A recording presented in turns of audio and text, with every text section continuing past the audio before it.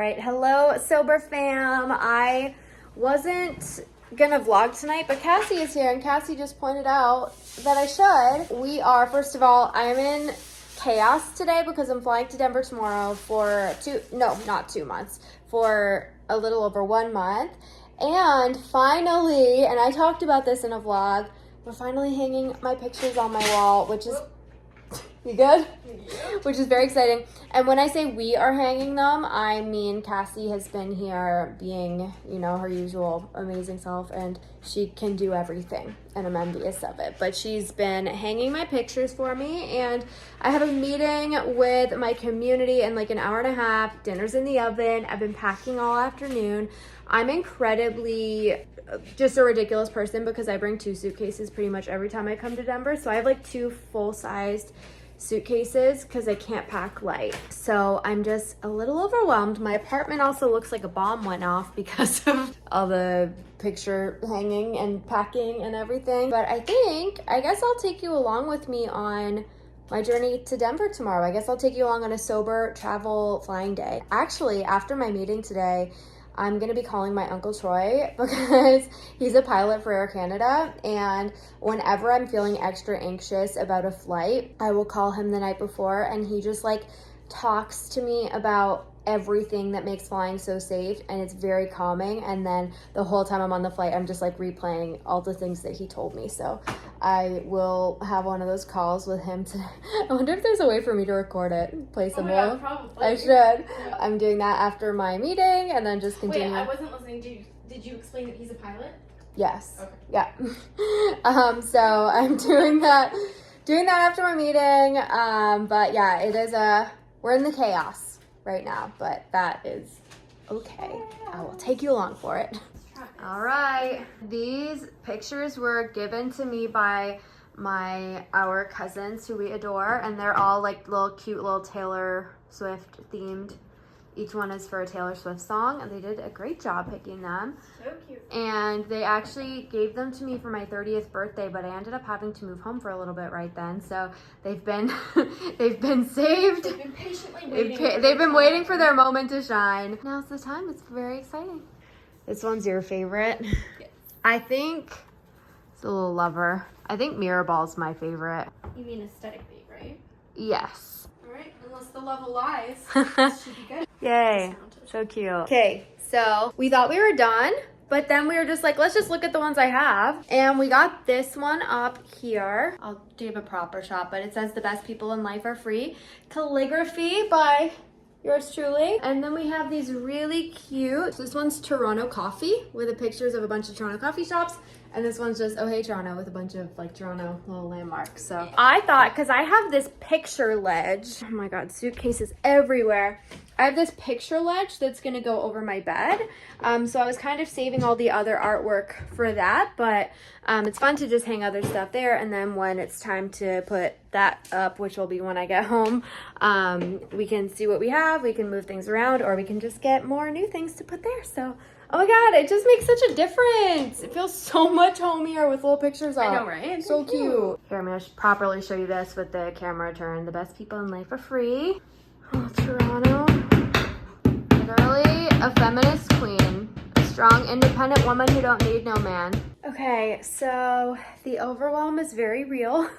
I had a really, really awesome meeting with my community, and it's funny, I pretty much always end up flying on a Tuesday to Denver because that's the one day of the week that I for sure don't have any meetings. And I always have like a Monday night 8 p.m. meeting with my community, and it's always nice kind of the day before going, especially if I'm feeling kind of anxious or overwhelmed about the flight or the travel day.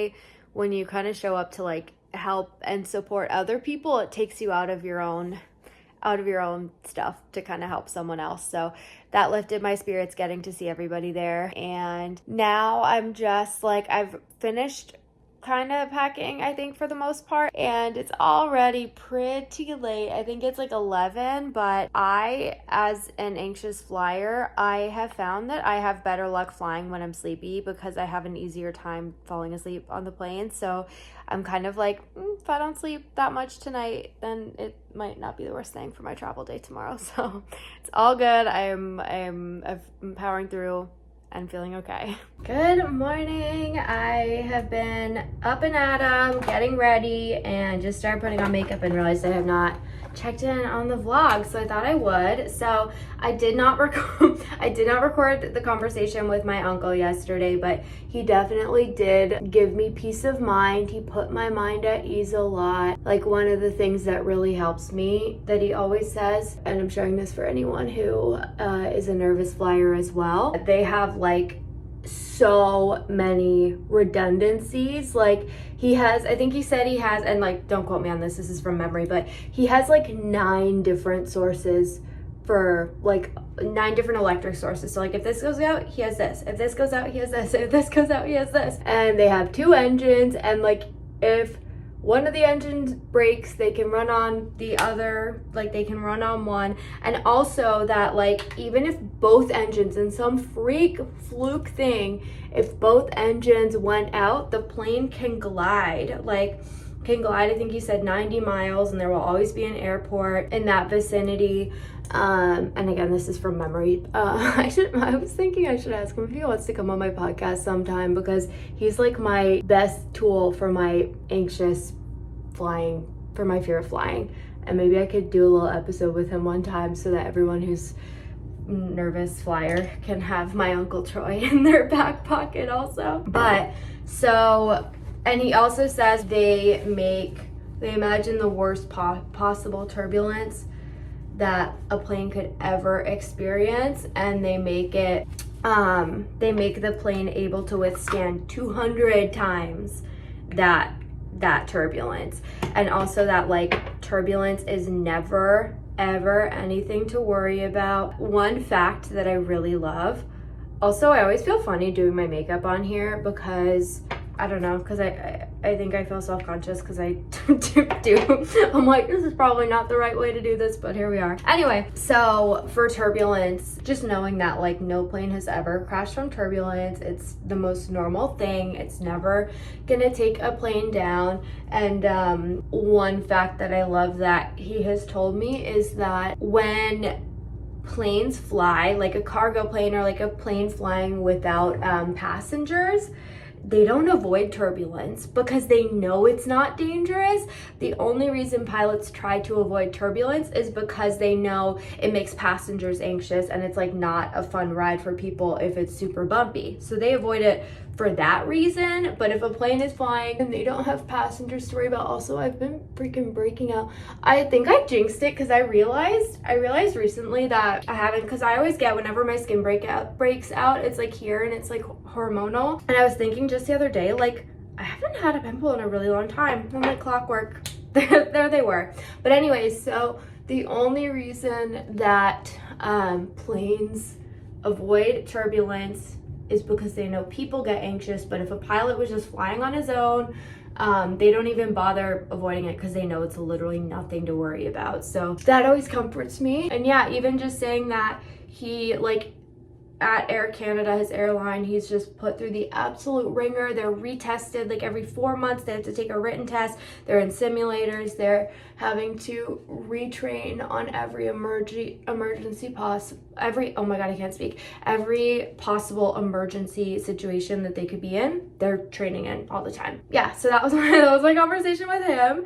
And I just, like, my freaking flying anxiety just fluctuates so much. And I did a full podcast episode about how I kind of deal with my fear of flying sober. If you like follow me and listen to my podcast or any of that, you'll be very aware of my flying anxiety. But I used to always get drunk to fly, and then when I got sober, flying was like one of the biggest things that I was like, how will I ever do that without drinking? But dating someone who lives in another country forces me to do it all the time.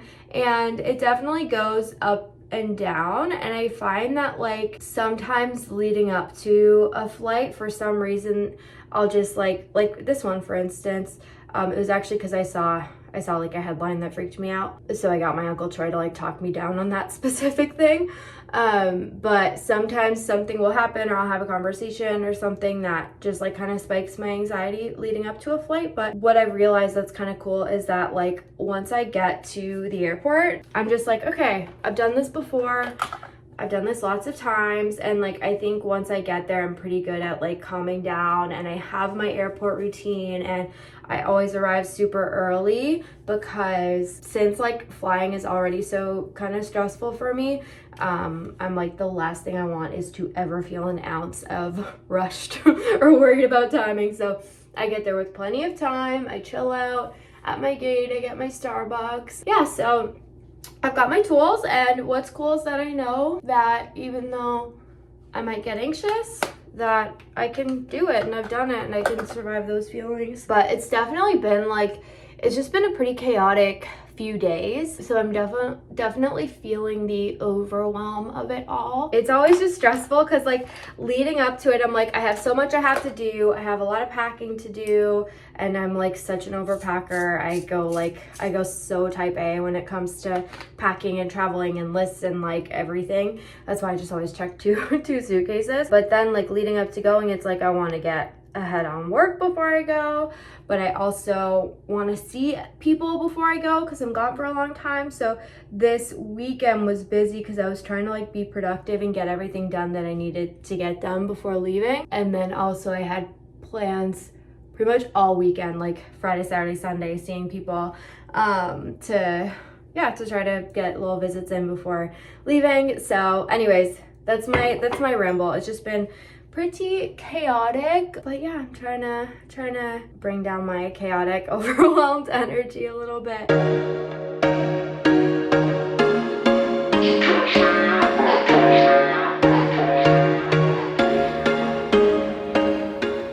Okay, so I'm in Denver. I'm just here in my jammies having my morning coffee, and I thought I would record a lot more of like the travel day, but when I sat down on the plane, there was like, I'm an aisle seat girl, always aisle seat. And the guy sitting on the window seat beside me had the window closed for most of it. And honestly, I slept for most of the flight. I was like in and out of sleep. I used to like get stressed because I was like, oh my God, I'm not getting enough sleep before my travel day. Now I almost like aim to not sleep a lot because then it's easier for me to sleep on the plane. And I just like, I literally put in my AirPods and I put on, because at home I always fall asleep to a show, to like a comfort show. I kind of have like 3 that I alternate between, and so I put on my AirPods and I just let my comfort show play, and then I'll like put my head down on the tray, and I kept sleeping. Like I would kind of wake up and not think I'd slept that long, and then I would check the time and it had been like an hour. So I didn't really get much footage of like my travel day or being at the airport. And then when I landed, I was super excited to see Eddie, and then I passed out on the couch at like 8 p.m. because it was 10 Toronto time, and I was just so tired from the travel day. So that was it. I did really well, I think, with my flying anxiety. The only thing is like I felt pretty calm at takeoff, but then takeoff got pretty bumpy, and then I started to feel a little bit anxious. But other than that, landing was pretty turbulent, but that's status quo. When you're landing in Denver, it's usually pretty bumpy.